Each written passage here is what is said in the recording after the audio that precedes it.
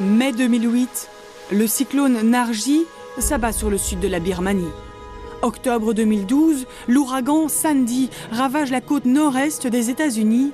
Et puis en décembre de la même année, c'est le typhon Bopha qui frappe de plein fouet les Philippines.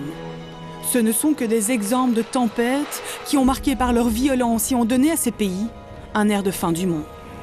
On donne à ces phénomènes météorologiques des noms, mais en réalité, ouragan, typhon et cyclone ne signifient qu'un même et seul phénomène. En fait, un typhon, c'est le nom particulier d'un cyclone. Il y a d'abord donc le terme générique cyclone, et puis selon le lieu où ils se produisent, il y a différents termes. Donc, les ouragans se forment principalement dans l'Atlantique, près de l'Amérique du Nord, les cyclones dans l'océan Indien, et les typhons, quant à eux, sont présents en Asie et en Extrême-Orient.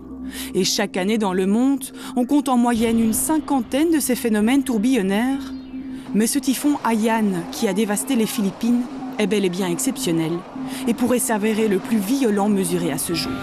D'habitude, ces tempêtes s'affaiblissent lorsqu'ils arrivent sur le continent. Ici, ce fut le cas contraire. On peut facilement prévoir son déplacement. Ce qui est le plus difficile à prévoir, c'est la façon dont il va s'amplifier. Ici, les prévisionnistes ont été très surpris par le fait que rapidement, comme ça, il est passé en force 5. Mais de tels phénomènes sont-ils liés au réchauffement climatique? Une question qui fait débat chez les scientifiques et qui, on s'en doute, est loin d'être tranchée.